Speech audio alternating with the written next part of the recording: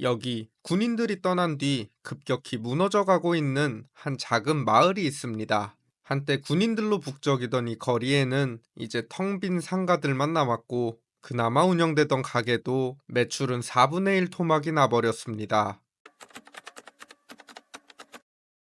오늘 저 여우대장이 산 넘고 물 건너 도착한 이곳은 대한민국 최북단에 위치한 강원도 양구군입니다. 이 양구라는 지역은 북한과 인접한 최전방 접경 지역으로 지형적으로도 전략적으로도 대한민국 안보에 있어 굉장히 중요한 지역이죠. 이에 과거부터 수많은 군부대들이 이곳에 주둔하게 되었고 양구는 자연스럽게 군인의 도시로 불리게 되었습니다. 수천 명에 달하는 군 장병들과 군 간부의 가족들은 이 지역의 가장 강력한 소비층이었고 마을 안 곳곳에는 군인들을 상대로 하는 음식점, PC방, 노래방, 마트 등 다양한 상권이 형성되었습니다. 그러나 군부대 외에는 이렇다 할 산업도 관광지도 부족했던 양구의 지역 경제는 점점 더 군에 의존하게 되었고 군부대가 떠나면 마을도 무너진다 라는 말이 결코 과장이 아닌 곳이 바로 이 양구였습니다. 그만큼 군인 손님 한 명 한 명이 지역 상인들에게는 그야말로 최고의 단골 고객이자 장사의 희망이었던 셈이죠.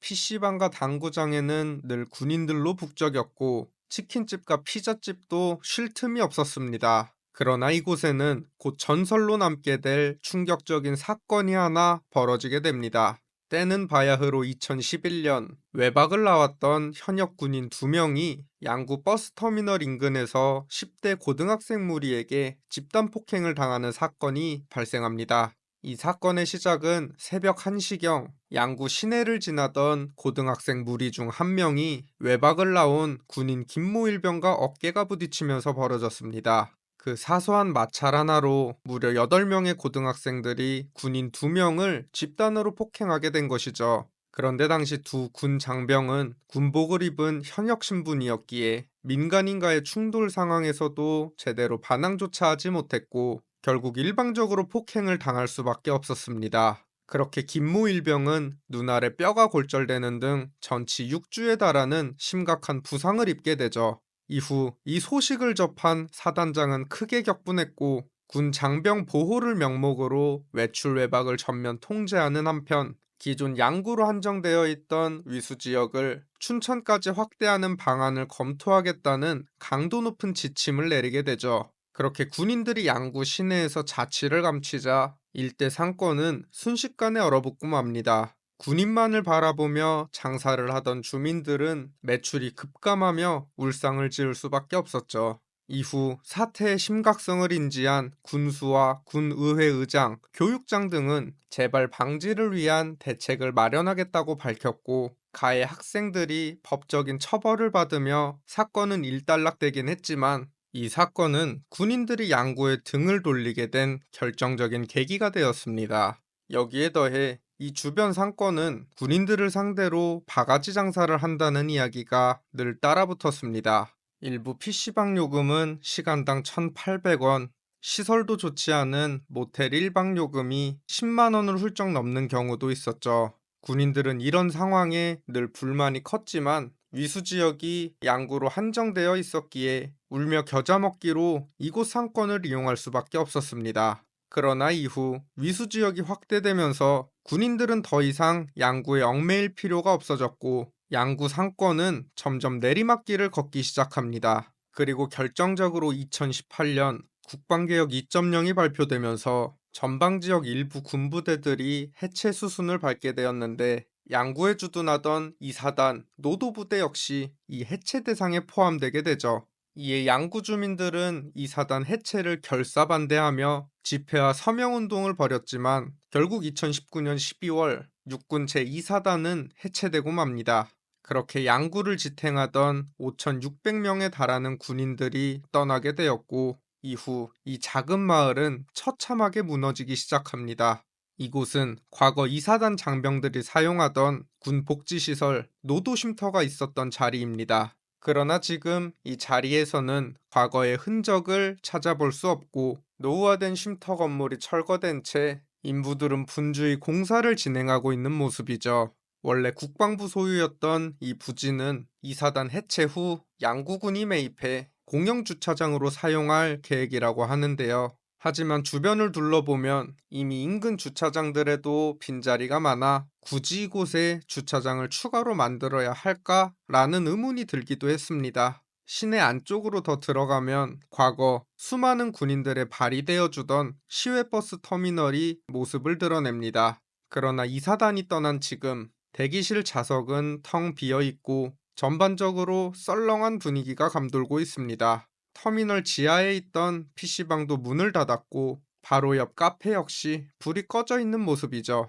한때 이곳은 외박이나 휴가를 나온 군인들로 북적였던 터미널이었지만 군부대가 떠나고 이용객이 급감하면서 현재는 차편도 대폭 줄여 운영되고 있습니다. 터미널 인근 택시 정류장 역시 하루 종일 손님을 기다리는 택시들로 가득합니다. 예전에는 부대 복귀 시간에 맞춰 장사가 상당히 잘 되었다고 하는데 이제는 택시 기사님들도 그저 깊은 한숨만 내쉬고 계십니다. 아니잖아, 사실은 이봐요. 어. 아니, 만 명이 빠져나가는데 2만 명이서 영향이 있어요, 없어요? 소멸주. 없어요. 젊은 애들이 싹 나갔어. 면이 아예 죽음의 도시가 돼버렸어. 터미널에서 조금만 걸어 나오면 양구에서 가장 번화했던 메인 거리가 나옵니다. 거리 양쪽으로는 여전히 많은 가게들이 영업 중이지만 정작 다니는 사람은 많지 않고 곳곳에서 공시를 쉽게 찾아볼 수 있습니다. 한낮임에도 문을 닫은 채 영업을 하지 않는 가게들도 많고 공실상가 유리창에는 임대문의라고 적힌 안내문이 붙어 있습니다. 이곳 역시 한때 외출 외박 나온 군인들로 붐비던 거리였지만 지금은 완전히 활기를 잃어버린 모습이죠. 군인들이 주 고객이었던 PC방도 직격탄을 피하지 못했습니다. 한때 잘 나갔던 한 PC방에는 지금 손님이 단 3명뿐. 여기 사장님 말씀에 따르면 위수지역 확대와 이사단 해체 이후 매출이 70% 가까이 줄었고 이 인근의 PC방 중 절반 가까이가 이미 폐업을 한 상태라고 합니다. 군인 고객에 의존할 수밖에 없는 군용품 판매점들의 상황은 더욱 심각합니다. 오랫동안 이곳에서 장사를 해온 한 군용품 사장님은 이사단이 있을 때는 하루 매출이 80만 원 정도였는데 지금은 잘 나와야 20만 원 수준이라며 하소연을 하시기도 했습니다. 터미널 맞은편 군인들이 간단히 식사를 해결하던 추억의 분식집은 지금도 운영 중이지만 내부에는 손님 한 명 없이 조용하기만 한 모습이죠. 양구에서 가장 번화했던 이 거리조차 이 모양인데 조금만 외곽으로 더 나가보면 그 상황은 더더욱 처참해집니다. 이미 죽어버린 상권 속에서 한번 문을 닫은 가게는 좀처럼 다시 문을 열지 못한 채 방치되어 있죠. 군인이 대폭 줄어든 이 마을은 이제 더 이상 젊은이들의 웃음소리도 들리지 않고 그저 한없이 조용하기만 합니다. 한때 천하제일이라고 불리던 일산 신도시는 지금 끔찍한 현실을 마주하고 있습니다. 9억짜리 상가는 1억까지 떨어지고 GTX가 개통했지만 초역세권도 공실천지, 랜드마크 백화점은 비둘기가 점령했고 한때 억소리 나는 권리금을 줘야 겨우 들어올 수 있던 이곳은 이제 아무나 들어와만 주면 감사할 지경입니다. 청년들은 떠나고 거리엔 노인들만 가득한 일산, 과연 무슨 일이 벌어지고 있는 걸까요? 이곳은 한때 일산의 랜드마크로 불렸던 그랜드백화점 앞입니다. 지하철역 바로 앞에 자리 잡고 있어 여전히 유동인구 자체는 많은 모습이지만 이제 백화점 문은 굳게 닫혀 있고 건물 주변은 전부 비둘기가 점령해버렸습니다. 바닥에는 비둘기똥과 깃털이 가득하고 비둘기들은 사람도 무섭지 않은지 당당하게 걸어다니고 있습니다. 자세히 보시면 저 건물 위쪽에도 비둘기들이 다 자리를 잡고 있는 모습입니다. 이 그랜드백화점은 1996년 개점한 이후 30년 가까이 운영되어 왔습니다. 전성기 시절에는 억대 매출을 찍던 매장도 있을 만큼 잘 나가던 곳이었죠. 하지만 시간이 흐르면서 시대는 빠르게 변했습니다. 사람들은 이제 온라인으로 쇼핑을 하고 스타필드 같은 대형 복합 쇼핑몰들이 생겨나면서 이 그랜드백화점은 점점 경쟁력을 잃어갔습니다. 매출은 눈에 띄게 줄어들었고 결국 쌓여가는 영업 손실을 이겨내지 못하고 2025년 2월 문을 닫게 되었습니다. 그렇게 이 큰 건물에는 이제 관리하시는 분만 남아 계시고 쓸쓸하게 방치되고 있죠.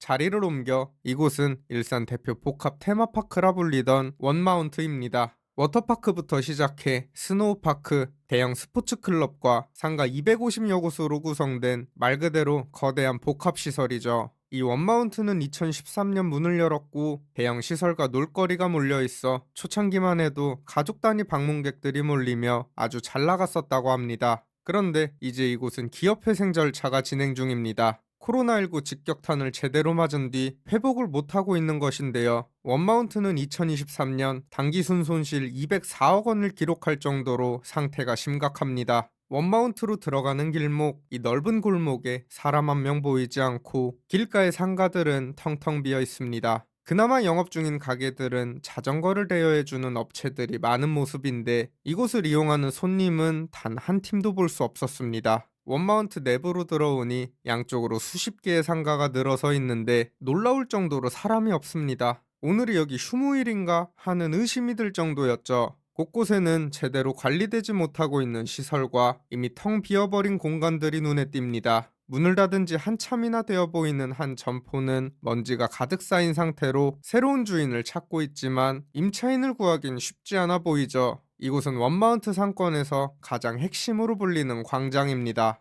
하지만 이곳마저도 오가는 손님들은 드문드문 보일 뿐 테이블과 의자는 텅텅 비어 있고 가게 주인들은 오지 않는 손님들을 하염없이 기다릴 뿐입니다. 이 원마운트는 2013년 당시 1층 기준 평당 분양 가격이 2,700만 원 선이었습니다. 상당히 비싼 가격에도 명동을 뛰어넘는 스트리트 패션몰, 안정적인 수익률을 볼 수 있다며 많은 사람들을 유혹했고 그렇게 큰 기대를 받았지만 원마운트의 부채는 한때 총자산의 2배를 넘기며 헤어나올 수 없는 늪에 빠져버렸습니다. 원마운트 바로 옆 도보로 2분 거리에는 일산 호수공원 가로수길이라는 대형 상업시설이 하나 더 있습니다. 겉으로만 보면 유럽풍 외관이 꽤 괜찮아 보이기도 하지만 여긴 사실 현재 일산에서 가장 끔찍한 곳이라고 할 수 있습니다. 입구에 들어서자마자 손님들을 반겨주는 건 공실 폭탄을 맞은 상가들, 1층이고 2층이고 가릴 것 없이 임대문의 전단지가 붙어있고 폐업해버린 가게 간판들이 가득합니다. 심지어 바깥쪽 상가들은 영업 중인 점포를 찾아보기 힘들 정도인데 유리창에는 이미 세기발에 알아보기 힘들 정도인 고지서들이 붙어 있고 유치권 행사 중이라는 현수막이 바람에 휘날리고 있습니다. 전체적으로 공실 문제가 정말 심각한 것 같은데 더 충격적인 건 이곳이 2017년 준공된 이후 단 한 번도 이 공실 문제가 해결된 적이 없다는 것입니다. 이 상가들을 찾는 수요가 없는데 일단 지어놓고 보자 식으로 이렇게 많이 지어놓으니 공실은 끝도 없이 늘고 공실이 넘쳐나니 사람들은 더 발길을 끊는 악순환이 이어지고 있는 것이죠.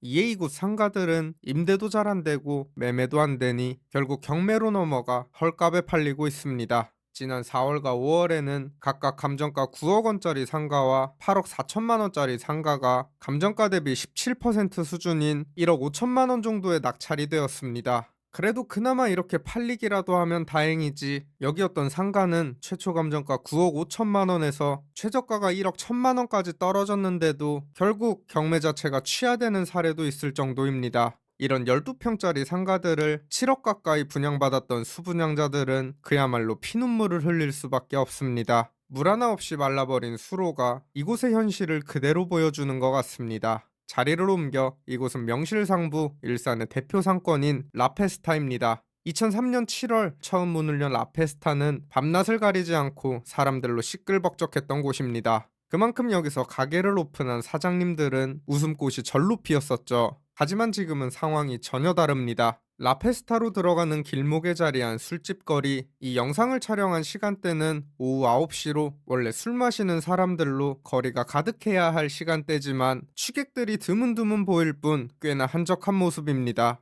곳곳에는 장사가 안 돼 문을 닫아버린 가게들과 공실인 상태로 새 임차인을 애타게 기다리는 상가들이 줄지어 있습니다. 여기서 안쪽으로 더 들어가면 라페스타의 핵심 거리가 등장하는데요. 그러나 초입부터 텅텅 빈 공실 상가들이 눈에 띕니다. 한때 이 라페스타에서 장사를 하려면 권리금을 1억씩도 주고 들어와야 하던 시절이 있었습니다. 하지만 현재 일대에서 확인되는 상가 매물만 1000개, 권리금은 고사하고 누가 들어와만 주면 감사할 지경에 이르렀습니다. 과거에는 정말 이 라페스타에 공실이 생긴다는 게 말이 안 되던 때가 있었는데 지금은 그때가 우스울 정도로 줄줄이 공실이 늘어서 있죠. 라페스타 바로 옆 웨스턴돔의 상황은 더 심각합니다. 인근 라페스타의 성공을 보고 추가로 지어진 웨스턴돔, 돔 모양의 천장을 얹어놓아 비가 와도 눈이 와도 손님들이 찾아올 수 있게 해놨고 긴 복도식으로 양쪽에는 상점들이 들어서 있는 구조입니다. 그런데 여기는 밤에 왔더니 진짜 사람을 찾아보기가 힘들 정도입니다. 심지어 무인으로 돌아가는 점포 비중이 많아 상인들도 그리 많지 않은 모습이죠. 그리고 공실이 진짜 많습니다. 체감상 영업 중인 점포보다 텅 빈 채 방치되고 있는 상가들이 더 많은 것으로 보이는데 이미 폐업을 해버린 가게, 유리창마다 덕지덕지 붙은 임대 홍보물들이 참 기괴하게 느껴지기도 합니다. 심지어 한 거리는 양쪽 상가가 거의 다 비어있고 조명도 제대로 켜지지 않아 섬뜩함을 자아냅니다. 여기 그나마 남아있는 상인들은 하루하루 한숨이 깊어가지만 여전히 사람들의 발길은 돌아올 생각조차 하지 않습니다. 자, 이제 저 여우대장이 마지막으로 들른 곳은 일산 교통의 마지막 희망 GTX A 노선이 지나는 킨텍스역입니다. 원래 여기 일산 킨텍스에서 서울역까지 이동하려면 1시간 가까이 걸렸습니다. 하지만 GTX A 노선을 이용할 경우 소요 시간은 단 17분, 그야말로 교통혁명이라고 할 수 있죠. 이에 GTX가 개통하기 전부터 킨텍스역 주변으로는 대대적인 부동산 분양 홍보가 진행되었습니다. 초역세권이라는 입지와 주변 개발 계획을 앞세워 안정적인 수익률을 볼 수 있다며 업자들이 떠들어댔고 이 분양 홍보에 이끌려 많은 사람들이 이곳에 뛰어들었습니다. 하지만 GTX가 개통된 지금도 여기 상가들은 좀처럼 살아나지 못하고 있습니다. 여기 아파트들은 그나마 상황이 괜찮지만 아래쪽에 자리 잡은 상가들은 그야말로 초토화 상태입니다. 역 출구 바로 앞부터 화려한 상가 분양 사무실이 눈에 띕니다. 이 킨텍스역이 개통된 지 벌써 1년이 다 돼가는데 아직도 분양이 끝나지 않은 듯하죠. 뭐 최대 수의 상가, 특별 분양, 초고층, 국내 유명 이런 화려한 문구들을 다 집어넣어 놨는데 실상은 어떨지 한번 둘러보겠습니다. 야, 역시 공실로 가득한 모습입니다. 그나마 사람들의 왕래가 많은 곳도 어김없이 텅텅 비어 있고 조금 외진 곳들은 관리도 되지 않는 듯 유리창에는 먼지가 가득 쌓여 있습니다. 그나마 이 상가들을 채우고 있는 건 부동산이 많은 모습인데 한 부동산은 여기서 장사가 잘 안 되는지 이전을 한다는 안내문이 붙어 있기도 합니다. 이 부동산마저 탈출을 한다는 건 이곳의 상황이 정말 심각하다는 걸 짐작할 수 있습니다. 그런데 더 놀라운 건 과거 이 상가들의 분양가입니다. 24평 정도 되는 상가의 분양가는 11억 8천만 원, 18평짜리는 9억을 육박했습니다. 그 당시 화려했던 분양 홍보만 믿고 대출을 왕창 껴서 여기 들어왔다면 지금 대부분 풍비박산이 났을 겁니다. GTX라는 엄청난 교통이 생겨났지만 오히려 사람들은 이 편리한 교통을 이용해 밖으로 나가 소비를 이어가고 이렇게 텅 빈 상권은 점점 더 외면받게 되는 것입니다. 교통이 편리해진다고 무조건 사람이 몰리는 것은 아니었습니다. 1992년 첫 입주를 시작한 일산 신도시, 쾌적한 생활환경 덕분에 사람들 사이에서는 한때 살고 싶은 도시 1위에 빛나기도 했습니다. 천당 아래 분당, 천하제일 일산이라는 말이 있을 정도였죠. 하지만 이건 이제 옛말이 되어버렸습니다. 일산의 가장 큰 문제점 중 하나는 마땅한 일자리가 없다는 것. 일산에 사는 청년들은 두 가지 선택지밖에 없습니다. 서울로 출퇴근을 하면서 잠만 자러 오거나 일산을 완전히 떠나거나. 이미 일산이 자리 잡고 있는 고양시는 경기도에서 65세 이상 고령 인구가 가장 많은 지역인데 낮에 일상거리를 걸어보면 이게 확실히 체감이 됩니다. 생산 가능 인구는 서울로 빠져나가고 거리에는 어르신들만 보입니다. 게다가 앞으로는 이게 더 심해져 15년 뒤면 일산 주민 3명 중 1명은 노인이 될 전망. 그렇게 일산은 노인들만 남은 늙은 도시가 되어가고 있습니다. 1992년 일산에 처음 발을 들였던 40대는 이제 백발의 70대가 되었습니다. 아이들은 자라서 다른 지역으로 떠났고 건물도 상가도 도시 전체가 함께 늙어버렸습니다. 한때 전국 석탄의 30%를 쏟아내던 도시가 지금 처참하게 무너지고 있습니다. 10억짜리 상가는 2억으로 폭락, 낡은 아파트는 고작 850만 원에 거래되고 혈세 130억이 투입된 관광시설에는 사람 코빼기 하나 보이지 않죠. 텅 빈 거리, 문을 닫은 가게들, 남겨진 건 노인들뿐. 전국 시단위 중 인구가 가장 적고 감소폭마저 가장 큰 소멸을 앞둔 도시, 그 차가운 현실을 직접 확인해 보겠습니다.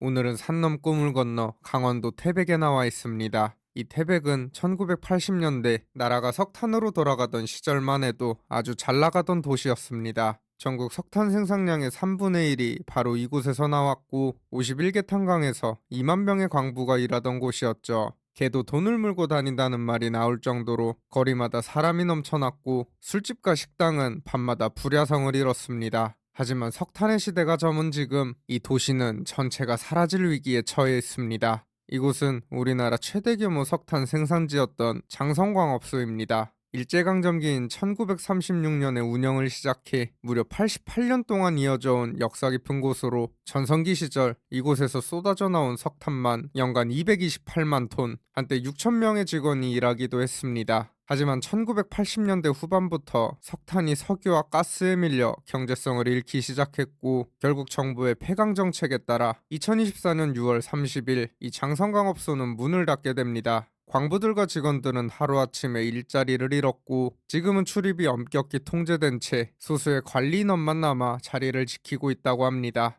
입구에는 잔뜩 녹이 쓴 간판만이 그 시절의 흔적으로 남아있을 뿐이죠. 그런데 이 주변을 돌아보면 현수막이 줄줄이 걸려 있습니다. 우리도 살고 싶다. 장성광업소 수몰 결사반대. 이런 문구가 적혀 있는데 여기서 수몰이란 폐강된 갱도에 물을 채워 영구적으로 막아버리는 절차를 뜻하는데 지금 산업통상자원부 주도로 이 장성광업소 갱도의 수몰 절차가 진행 중입니다. 폐강 이후 이 긴 갱도를 활용할 방법을 찾아봤지만 경제성이 낮아 적합한 사업이 없고 갱도를 유지하는 데만 매년 100억 원 이상이 들어가니 더 이상 끌고 갈 이유가 없다는 거죠. 하지만 주민들 생각은 다릅니다. 갱도에 물을 채우면 내부의 중금속과 오염물질이 지하수로 스며들어 주변 환경이 오염될 수 있다는 우려, 그리고 88년 동안 이어져 온 탄광의 역사적 가치를 이대로 물속에 묻어버릴 수는 없다는 겁니다. 그래서 주민들이 이렇게 현수막을 걸고 강하게 반대하고 있는 거죠. 그리고 사실 이 지역에 마땅한 일자리가 있는 것도 아니고 관광지가 있는 것도 아니기 때문에 주민들 입장에서는 여기라도 살려야 나중에 관광지로 쓰든 다른 방법으로 활용하든 뭔가 희망이라도 있는 건데 이대로 수몰이 진행되면 노인만 남은 이 마을은 곧 사라지고 말 겁니다.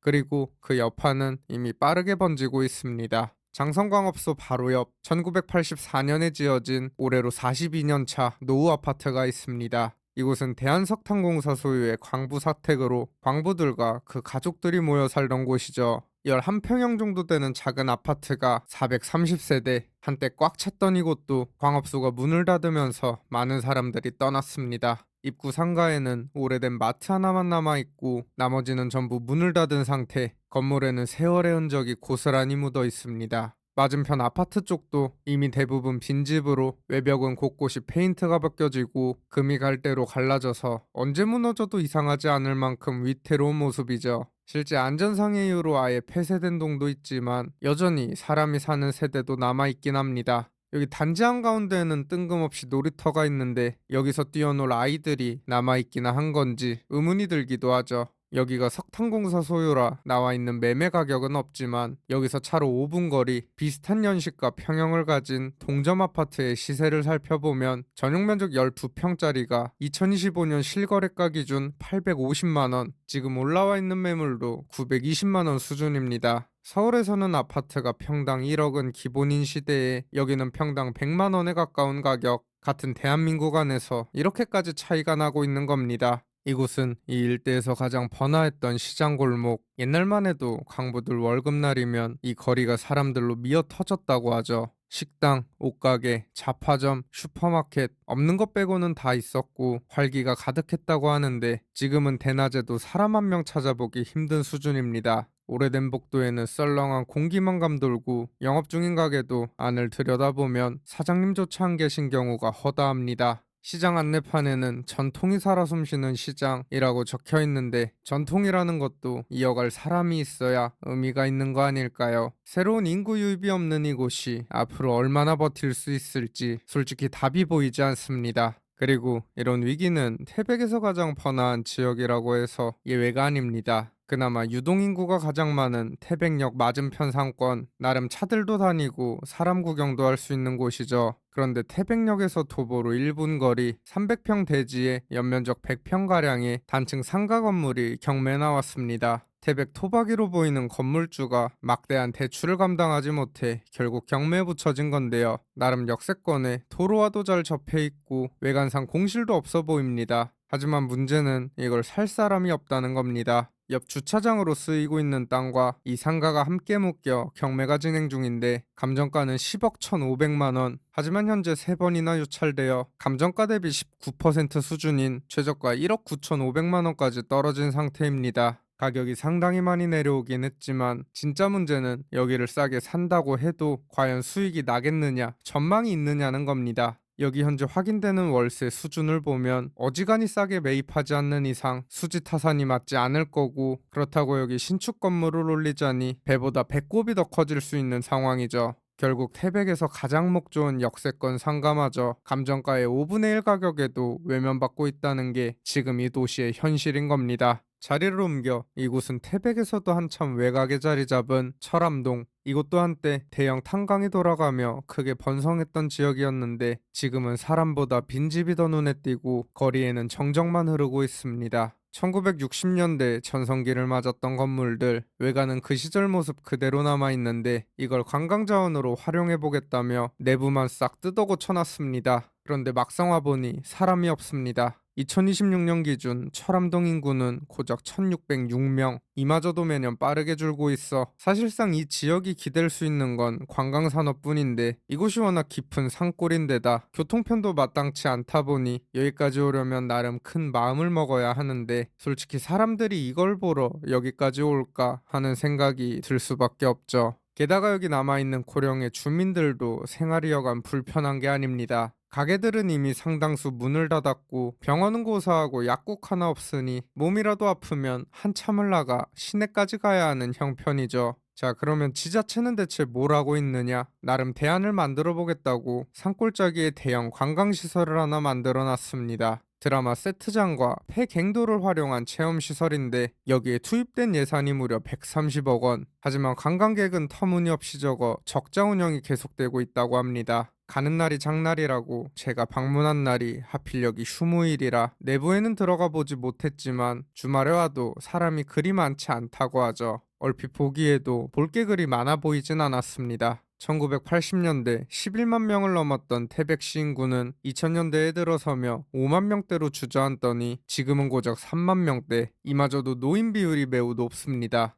2000년 7.3%였던 65세 이상 비율이 현재는 32%까지 치솟았고 일부 지역은 50%에 달하기도 하죠. 이 말인즉슨 이런 마을들은 10년, 20년 뒤면 진짜 소멸할 수밖에 없다는 겁니다. 지금 태백에는 사람을 붙잡아둘 일자리도 관광객을 끌어올 매력도 부족한 게 현실입니다. 물론 지자체에서도 이런 위기를 인지하고 여러 노력을 하고 있지만 개인적인 생각으로는 그냥 괜히 이상한 데다 돈 쓰지 말고 소멸을 어느 정도는 인정을 하고 기존 주민분들이나 잘 챙겨주면 어떨까 하는 바람입니다. 과연 이 도시에 미래가 있을까요?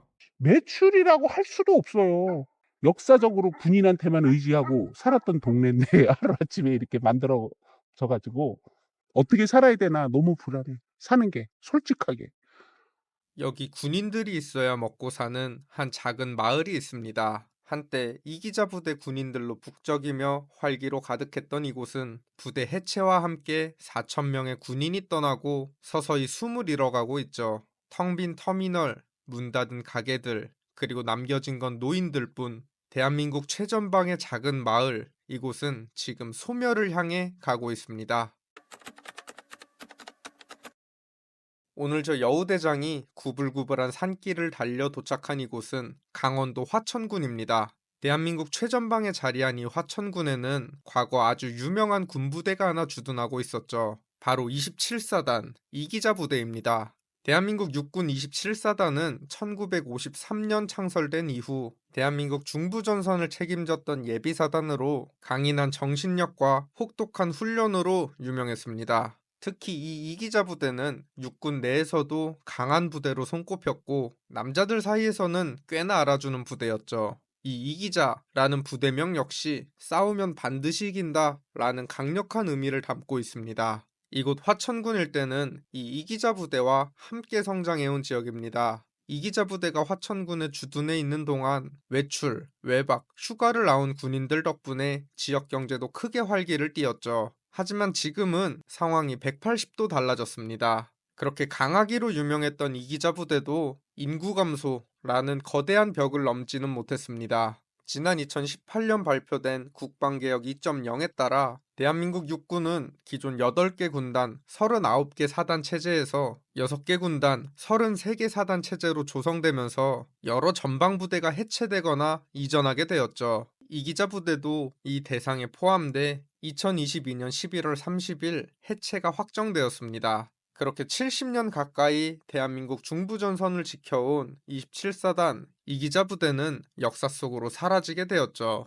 이기자 부대 해체가 발표된 이후 군인들 덕분에 생계를 이어가던 이 마을 주민들은 크게 반발하며 마을 곳곳에 현수막을 내걸고 서명운동을 벌이며 거세게 항의했지만 소용이 없었습니다. 결국 이 지역에 주둔해 있던 4천여 명의 군장병들은 이곳을 떠나게 되었죠. 그때부터 이 마을은 끝없는 내리막길을 걷기 시작합니다. 한때 이곳 군인들의 발이 되어주던 버스터미널도 지금은 이용객이 거의 없습니다. 오랜 세월을 고스란히 견뎌낸 터미널 내부는 인적이 끊긴 지 오래, 사람 그림자 하나 보이지 않습니다. 이 터미널을 이용하는 사람이 워낙 없다 보니 하루에 오가는 버스 편수도 이제 몇 개 남지 않은 실정이죠. 터미널에서 시내 중심부로 이어지는 골목길, 군인은 물론 사람 한 명 보이지 않아 온 동네가 그저 적막하기만 합니다. 길가에는 폐업한 음식점들과 공실로 방치된 가게들이 줄지어 늘어서 있죠. 여기 한 음식점은 장사가 워낙 안 되다 보니 주방 집기까지 그대로 둔 채 폐업을 해버린 모습입니다. 요즘 20대 젊은 군인들이 부대 밖으로 나오면 가장 먼저 찾는 곳, 부동의 1위는 단연 PC방일 것입니다. 한때 이 마을에도 PC방이 무려 7곳이나 있었다고 합니다. 그러나 지금은 그중 4곳이 문을 닫고 남은 곳들도 힘겹게 버티고 있을 뿐이죠. 과거 2개 층을 동시에 운영하며 성업을 이뤘던 대형 PC방도 지금은 한 층 일부만 열어 축소 운영을 하고 있지만 이마저도 손님이 없는 상태입니다. 바로 옆 당구장 역시 군인들의 발길이 끊긴 지는 오래죠. 군인들을 상대로 군용품을 판매하던 가게들도 직격탄을 맞았습니다. 군인이 아니고서야 일반인들은 이런 물건을 살 일이 거의 없기에 매출은 바닥을 치고 있죠. 남은 물건들은 반값 세일로 처분하고 있지만 그마저도 잘 팔리지 않는 듯 상품 위에는 먼지가 소복히 쌓여가고 있습니다. 마을 안쪽으로 더 들어가 보겠습니다. 이 마을에서 가장 번화했던 거리에도 오가는 사람이 전혀 보이지 않습니다. 어머니의 따뜻한 손길이 느껴지는 햄버거집도 문을 닫았고 군인들이 즐겨 찾던 통닭집도 굳게 문을 닫은 상태입니다. 한 집 건너 한 집이 비어있는 아주 심각한 상황이죠. 이곳 여러 공실상가 주인들은 어떻게든 임차인을 구하기 위해 노력하고 있지만 이곳에서 새롭게 가게를 열겠다는 사람은 좀처럼 나타나지 않고 있습니다. 길을 걷다 우연히 한 주민을 만나 이야기를 들을 수 있었습니다. 옛날에야 잘 됐죠. 군부대 있을 땐 잘 됐지요.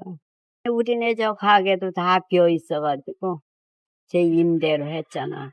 군인들이 없으니까 당체 안 돼요. 이제 이 마을에는 빛바랜 간판들만 덩그러니 남아있을 뿐입니다.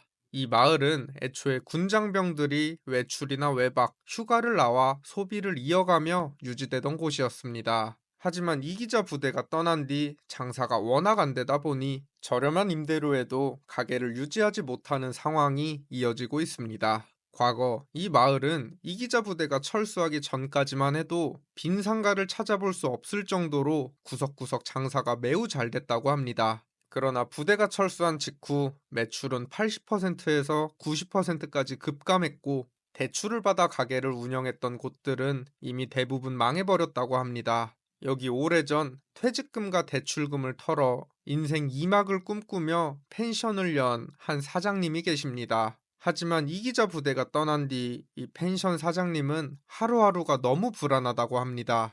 보면 어중간한 곳에 역사적으로 군인한테만 의지하고 살았던 동네인데 하루아침에 이렇게 만들어져 가지고 임대료 뭐 진짜 다 깎아준다 그래도 들어올 사람도 없고 이 정도로까지 주민들을 내동댕이 쳤다고 그래야지. 이거는 그냥 아무 대책 없이 그냥 내동댕이를 친 거지.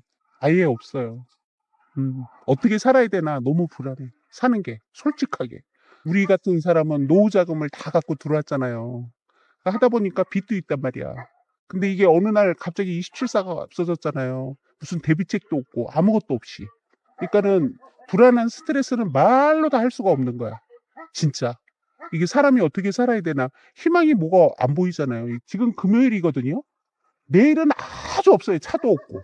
주말 되면. 주말에는 아예 사람이 없어요. 그리고 여기 주민들이 다 그러는데 서로 보면 서로 너무 안타깝죠.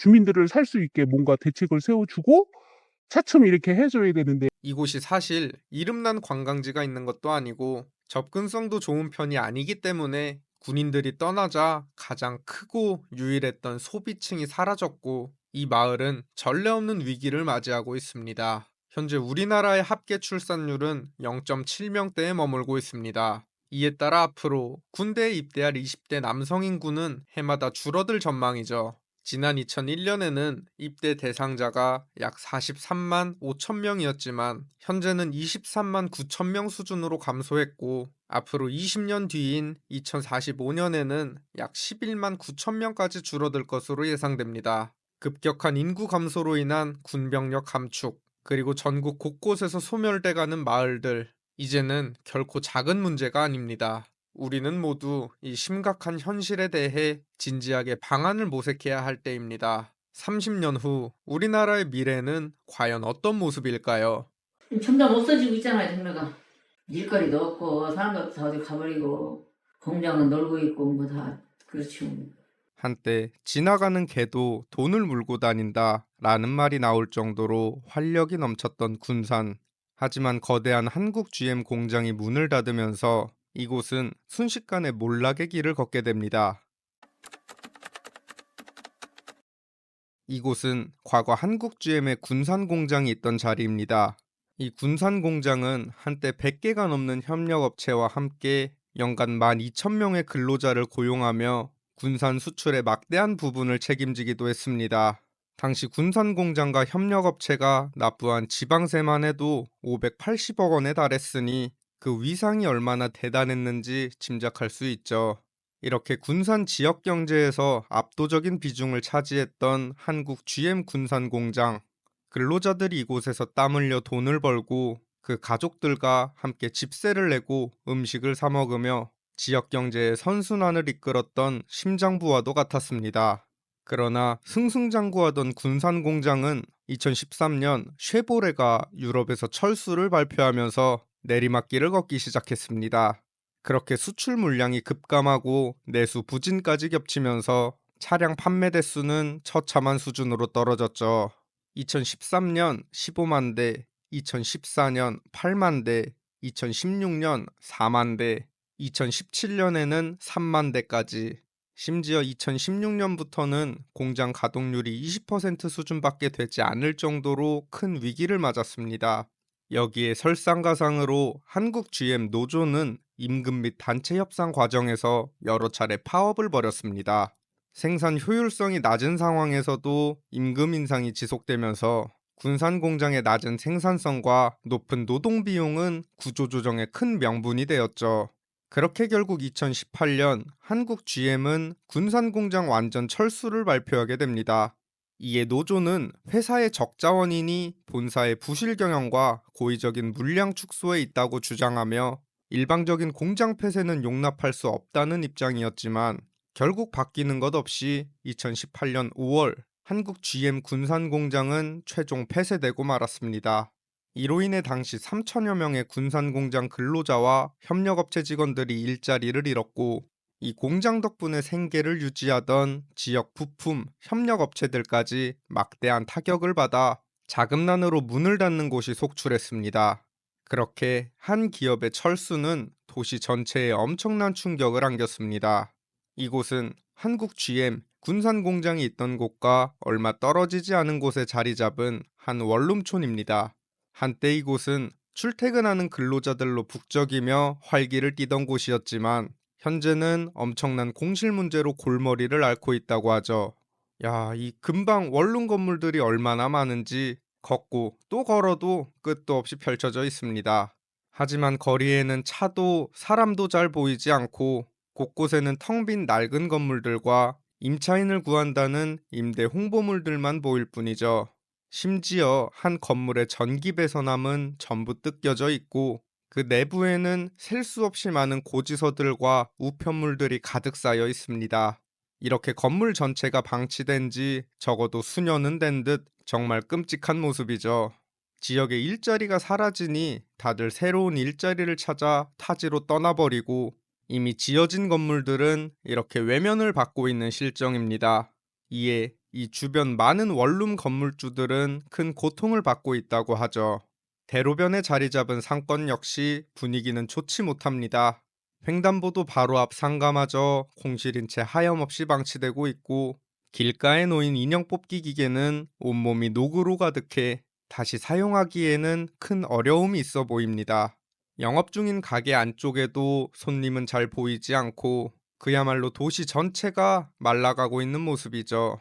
이처럼 한국 GM 군산공장 철수는 단순히 일자리 몇 개가 사라진 것이 아니라 한 도시의 지역 경제를 송두리째 흔들어 놓은 사건이었습니다.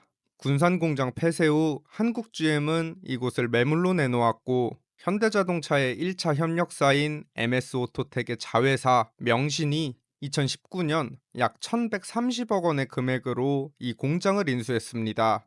이후 명신은 군산 공장을 한국산 전기차 위탁 생산의 핵심지로 만들겠다는 야심찬 계획을 세웠지만 유의미한 성과를 내지 못했고 결국 이마저도 2024년 사업 철수를 결정하면서 앞으로의 미래마저 불투명해졌습니다. 2025년 현재 국내 제조업은 끝없는 몰락의 길을 걷고 있습니다. 해외에서는 값싼 부품이 물밀듯이 들어오고 값비싼 국내 인건비를 피해 기업들은 비용 절감과 효율성을 위해 공장을 해외로 이전하는 분위기입니다. 제조업 관련 일자리가 우리나라에서 차지하는 비율은 무려 15%. 하지만 이렇게 빠르게 무너지는 국내 제조업과 인구 감소는 머지않아 우리나라의 근간을 뒤흔들 수도 있습니다. 과연 우리는 이 문제를 어떻게 극복하고 군산과 같은 제조업 도시들이 다시 일어설 수 있는 길을 찾을 수 있을까요? 한때 이 골목은 발 디딜 틈조차 없었습니다. 춘천에 왔다 하면 누구나 한 번쯤은 거쳐가던 곳이었죠. 그런데 지금은 사람 코빼기 하나 보이지 않고 문을 닫은 가게들이 줄줄이 늘어서 있습니다. 그리고 여기 코너 자리 3층 건물이 경매로 나왔는데 감정가 15억 7천만 원짜리 건물이 지금은 1억 8천만 원으로 폭락. 대체 이 골목에서 무슨 일이 벌어진 걸까요? 춘천에서 가장 번화한 곳을 꼽으라면 예로부터 이 명동 상권이 손꼽혀 왔습니다. 주변으로 관공서와 학교, 상업시설이 빼곡하게 자리 잡고 있다 보니 다양한 연령층이 모여들며 늘 활기가 넘치던 곳이었죠. 지금도 메인거리 쪽은 어느 정도 사람이 보이지만 안쪽으로 한 발짝만 더 들어가면 상황이 완전히 달라집니다. 이곳은 춘천 명동의 한 복합상가, 4,000평이 넘는 부지 위에 여러 건물들이 들어서 있지만 대낮부터 썰렁한 기운만이 감돌고 있습니다. 거리는 물론 영업 중인 가게 안에도 손님은 좀처럼 찾아볼 수 없죠. 이곳도 한때는 젊은이들이 쇼핑과 데이트를 즐기던 명소였습니다. 그런데 지금 풍경은 처참하다는 말로도 부족할 정도. 가장 비싸다는 1층 코너 자리부터 2층, 3층 할 거 없이 임대 연수막이 줄줄이 붙어 있고 내부 집기가 그대로 방치된 점포, 문 안쪽으로 우편물이 수북히 쌓여 있는 점포까지. 제가 1년 전에도 여기 왔던 적이 있는데 그때 공실이던 점포들이 아직까지도 그대로 비어있는 모습. 상황이 더 나빠졌으면 나빠졌지 나아진 건 하나도 없어 보입니다. 그래도 이 상권 가장 안쪽에는 아직 영업 중인 영화관이 하나 자리 잡고 있는데요. 내부로 들어가 보니 역시 사람 한 명 보이지 않습니다. 안쪽 인형 뽑기 기계는 불조차 꺼져 있고 바로 옆 대형 게임장에는 손님도 직원도 보이지 않은 채 화려한 불빛만 흘러나오고 있죠. 이게 정상적으로 운영이 되고 있는 게 맞나 싶을 정도로 이렇게 조용한 영화관은 정말 처음 봅니다. 영화관 바로 앞 이 넓은 광장에는 딱 두 분만 앉아 계시고 주변은 망해버린 가게들로 둘러싸여 있습니다. 그중 문을 닫은 한 사격 연습장, 이 상태로 얼마나 방치됐는지 먼지가 뽀얗게 쌓여 있고 오래된 사진 부스 커튼을 들춰보니 작동을 멈춘 기계만 덩그러니 놓여 있을 뿐이죠. 여기서 장사를 하고 계신 분들께는 정말 죄송한 말씀이지만 이 일대는 솔직히 죽어버린 상권이라고밖에 보이지 않습니다. 그렇다면 이 명동 상권에서 가장 핵심으로 불리던 춘천 닭갈비 골목은 어떨까요? 여기는 그래도 좀 다르지 않을까 싶어 발걸음을 옮겨봤습니다. 누가 뭐래도 춘천하면 닭갈비, 닭갈비 하면 춘천을 떠올리곤 하죠. 그리고 이곳이 춘천에서 가장 유명한 닭갈비 골목, 군인과 대학생, 가족 단위 관광객에 외국인 관광객까지 사시사철 문정성시를 이루던 곳이었습니다. 그런데 어찌된 영문인지 골목 전체가 텅텅 비어 있습니다. 이미 폐업한 닭갈비집들도 곳곳에 눈에 띄고 그나마 영업 중인 가게 안에도 빈 테이블만 가득하죠. 곳곳에 임대 연수막만 나부끼는 모습. 여길 한 번이라도 와보셨던 분이라면 이 장면이 얼마나 충격적인지 이해가 가실 겁니다. 거리에 손님은 단 한 명도 보이지 않고 문 닫은 한 닭갈비집 앞에는 고등학생들이 모여서 담배를 피우고 있는데 지나가기가 꺼려질 정도. 제가 예전에 왔을 때는 그래도 닭갈비 맛은 괜찮았던 걸로 기억을 하는데 뭔가 변화라도 생긴 건가 싶어 그나마 문을 연 한 가게에 들어가 직접 닭갈비를 주문해 봤습니다. 가격은 일반 닭갈비가 1인분에 15,000원, 치즈 닭갈비가 17,000원이었는데 저는 치즈 닭갈비 1인분에 볶음밥까지 주문을 해봤습니다. 가게 안에 손님이 저 말고 없다 보니 종업원분께서 금세 큼지막한 철판에 닭갈비를 구워주셨는데요. 먹음직스러워 보이긴 한데 가격 대비 양은 그리 많지 않아 보이죠. 그래서 먹기 전에 고기가 몇 점이나 들어가 있는지 한번 세어봤는데 자잘한 것까지 합쳐서 대략 11점 정도. 그래도 먹어보니 맛은 훌륭합니다. 하지만 중요한 건 가성비겠죠. 이렇게 혼자 먹으면 19,000원인데 제 기준으로는 양이 모자랐고 그래도 여기까지 왔으니 비싸도 그냥 먹자는 느낌이지 이걸 다시 먹으려고 춘천까지 또 올 것 같지는 않았습니다. 그리고 보시다시피 저와 비슷한 생각을 하시는 분들이 많은 건지 이 골목은 끝없는 내리막길을 걷고 있습니다. 그리고 이곳의 위기를 그대로 보여주는 사례가 하나 있습니다. 이 골목에서도 가장 목이 좋다는 한 건물, 45평 대지 위에 1971년에 지어진 아주 오래된 건물인데 1층에는 전통 깊은 닭갈비집, 2층에는 유흥주점, 3층은 주거시설로 쓰이고 있는 곳이죠. 해당 건물의 소유주는 총 2명, 한 명이 80%, 다른 한 명이 20%의 지분을 보유하고 있는데요. 이 가운데 80% 지분을 가진 소유자가 1층에서 닭갈비집을 운영하고 있는 것으로 파악됩니다. 그런데 이분의 80% 지분이 지금 경매에 나온 상황입니다. 건물 전체가 나온 게 아니고 지분이 나온 거라 어느 정도 유찰은 예상됐지만 감정가 15억 7천만 원짜리가 무려 6번이나 유찰되면서 현재 최저가 1억 8천5백만 원의 경매가 진행 중입니다. 과거 전성기에는 사고 싶어도 살 수 없었던 그런 알짜배기 땅과 건물이 감정가에서 90% 가까이 빠져버린 겁니다. 물론 쉽지 않은 물건임은 분명하지만 애초에 이 건물이 경매로 나온 배경부터 가격이 이렇게까지 떨어진 사실 자체가 이 닭갈비 골목이 예전 같지 않다는 걸 절실히 보여주고 있죠. 물론 지자체 차원에서도 이런 명동의 위기를 모르고 있는 건 아닙니다. 그래서 침체된 일대 상권을 살리겠다며 르네상스 사업이라는 이름 아래 2021년부터 2025년까지 무려 120억 원의 세금을 투입해 여러 개선 사업을 진행해 왔죠. 그리고 그중 하나인 이 천장형 조명에만 총 4억 원이 들어갔다고 하는데 100억이 넘는 혈세를 쏟아붓고도 그 효과는 미미해 보입니다. 실제한 언론 보도에 따르면 지난 2025년 2분기 춘천 명동의 중대형 상가 공실률은 26%로 집계 이후 최대치를 기록하며 여기저기 비명이 터져 나오고 있습니다. 코로나와 불경기, 그리고 오프라인에서 온라인으로 바뀐 소비 구조까지 여러 복합적인 이유가 있겠지만 무엇보다 한 번이라도 왔던 관광객들이 다시 이곳을 찾고 싶어질 만한 매력이 있어야 하는데 그게 지금처럼 없다면 이 골목의 운명은 앞으로도 변함이 없을 겁니다. 여기 문 한 번 열어보지 못한 채 10년 넘게 텅텅 비어있는 거대한 건물 하나가 있습니다. 과거 이 건물에 롯데마트가 들어온다는 소식이 전해지자 인근 상인들은 생존권을 위협받는다며 머리띠를 둘러매고 결사반대를 외쳤습니다. 그리고 그들이 원하는 대로 끝내 롯데마트 입점을 막아냈죠. 그런데 시간이 흘러 2026년 반대 현수막이 빼곡히 걸렸던 그 거리엔 사람 코빼기 하나 보이지 않고 폐업한 채 공실로 방치된 상가들, 경매로 헐값에 넘어가는 건물들만이 쓸쓸히 거리를 지키고 있을 뿐입니다. 대체 그들은 무엇을 지켜낸 걸까요? 충성 전국 곳곳을 누비는 여우대장. 오늘은 포항 영일대 해수욕장에 나와 있습니다.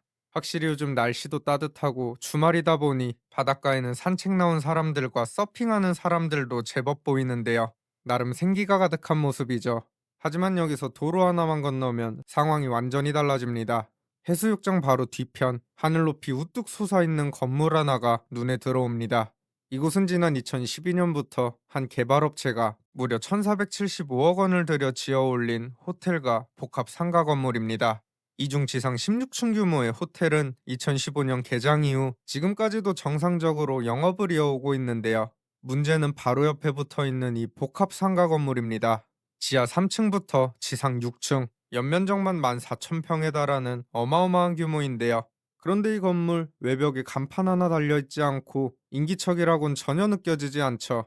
출입문은 굳게 잠긴 채 유리 너머로 보이는 내부엔 먼지만 한가득, 바로 앞에는 건물 훼손 상태가 심하다며 출입을 금한다는 안내문만이 바람에 휘날리고 있습니다.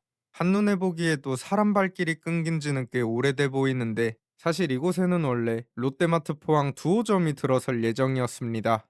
당시 롯데쇼핑이 이 건물을 임대해서 마트를 오픈할 계획이었죠. 그런데 이 소식이 알려지자 인근 포항 상인들이 들고 일어났습니다. 지역 상권 죽이는 대형마트 결사반대. 상인들은 대형마트가 들어오면 손님을 빼앗겨 전통시장과 골목 상권이 큰 타격을 입게 될 거라며 강하게 반발했습니다. 가뜩이나 불경기로 장사가 어려운 상황에서 대형마트까지 들어오면 버틸 수가 없다는 것이었죠. 그렇게 거리에는 반대 현수막과 편말이 걸렸고 상인들은 머리띠를 둘러맸습니다. 당시 반발이 얼마나 거셌냐면 도심 곳곳에서 항의 집회가 벌어졌고 호소문 발표에 기자회견까지 이어졌습니다. 상인들은 그야말로 기를 쓰고 마트 입점을 반대했죠. 물론 모든 상인들이 반대한 건 아니었는데요. 롯데마트 입점에 찬성하는 측도 분명 있었죠. 대형마트가 들어서면 유동인구가 늘어나고 그렇게 지역 경제가 살아나면 인근 상권 장사도 덩달아 잘 될 거라는 입장. 여기에 인근 주민들 역시 집 근처에 대형마트가 생기면 장보기도 편하고 생활 자체가 훨씬 편리해지다 보니 대다수가 찬성을 하는 분위기였다고 합니다. 하지만 이 반대측 상인들은 대형마트 입점만큼은 절대 불가라는 입장을 끝까지 굽히지 않았습니다. 이렇게 의견은 하나로 모이지 않았고 목소리는 점점 커져만 갔죠. 이에 롯데쇼핑 측은 중복되는 브랜드 입점은 최대한 지양하고 상인들과 충분한 협의를 거칠 것이며 여기에 120억 원에 달하는 지역 협력 기금, 500명 규모의 고용 창출, 연간 250억 원어치 지역 농산물 판매까지 다양한 방안을 제시했는데요. 하지만 결국 최후의 승자는 이 반대측 상인들이었습니다. 포항시는 2013년부터 2017년까지 롯데쇼핑이 신청한 대규모 점포 개설 등록을 무려 7번이나 받아주지 않았습니다. 인근 상인들의 생존권을 보장하기 위한 결정이라는 게 포항시의 입장이었죠. 이에 롯데는 행정심판에 소송까지 이어갔지만 결국 법원은 포항시의 손을 들어주게 되면서 이 롯데마트 두 호점은 문 한 번 열어보지 못한 채 이 거대한 건물만이 도심 한복판 흉물로 덩그러니 남게 된 것입니다. 이후 2022년에는 이 건물을 철거하고 이 자리에 49층 규모의 주상복합을 짓겠다는 계획이 발표되기도 했는데요. 하지만 지금까지도 눈에 띄는 변화는 없는 상태. 자, 그렇다면 여기서 한 가지. 반대측 상인들은 결국 원하던 대로 대형마트 입점을 막아냈습니다. 손님을 빼앗길 걱정도 사라졌고 지키고 싶었던 골목 상권도 지켜낸 듯 보였죠. 하지만 지금은 어떨까요? 반대 현수막이 줄줄이 걸렸던 그 거리, 과연 장사가 잘 되고 있을까요? 이곳은 한때 포항을 대표하던 상권 중앙상가 입구입니다. 지금 이 촬영 시점이 주말 대낮, 손님이 가장 많아야 할 시간대인데도 거리는 그저 썰렁하기만 합니다. 안쪽으로 들어서자마자 양쪽으로 텅텅 빈 상가들이 줄지어 보이는데요. 이미 폐허가 돼 내부가 엉망진창으로 방치된 곳, 주인에게 닿지 못한 고지서와 우편물들이 바닥에 한가득 쌓인 곳들도 있고 이미 가게가 폐업한 뒤 철거조차 제대로 하지 못한 채 임대연수막만 펄럭이는 곳까지 이런 곳들이 정말 한두 곳이 아닙니다.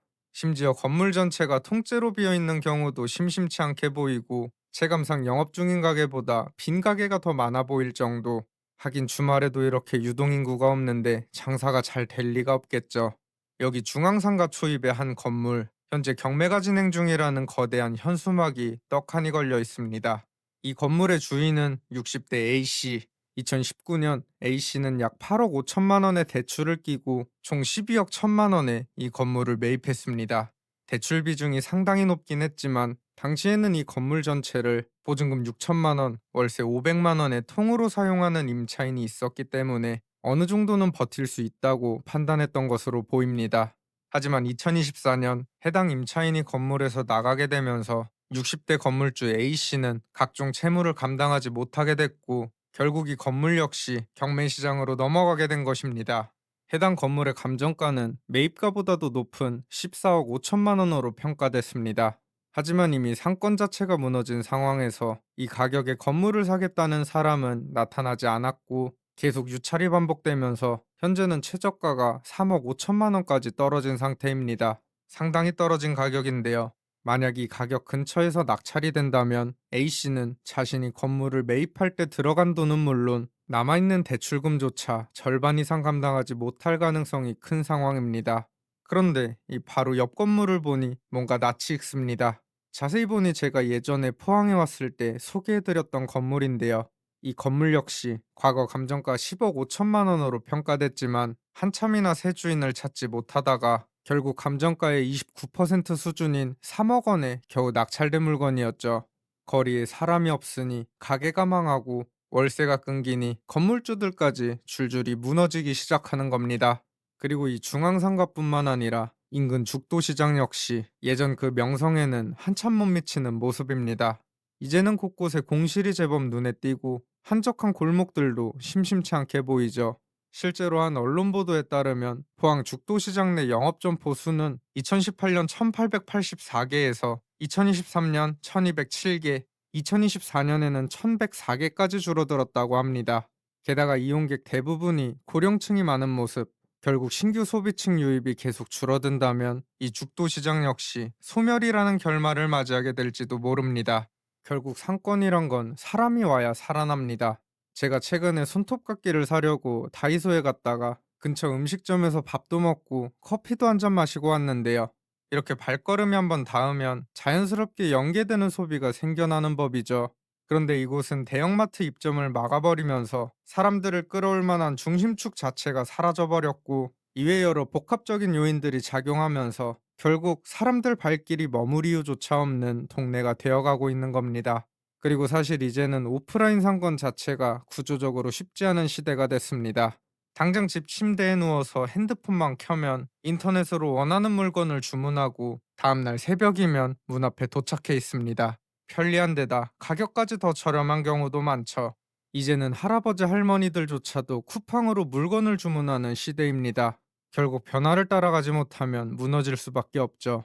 포항은 지금 도시의 근간이라 할 수 있는 철강 산업마저 유례없는 위기를 맞으며 크게 흔들리고 있는데요. 이런 절체절명의 상황 속에서 멀리 숲을 보지 못한 채 눈앞에 나무만 바라본다면 과거 포항이 누렸던 그 찬란한 영광은 어쩌면 다시는 돌아오지 못할지도 모릅니다. 구독과 좋아요, 알림 설정은 영상 제작에 큰 힘이 됩니다. 지금까지 여우대장이었습니다. 감사합니다.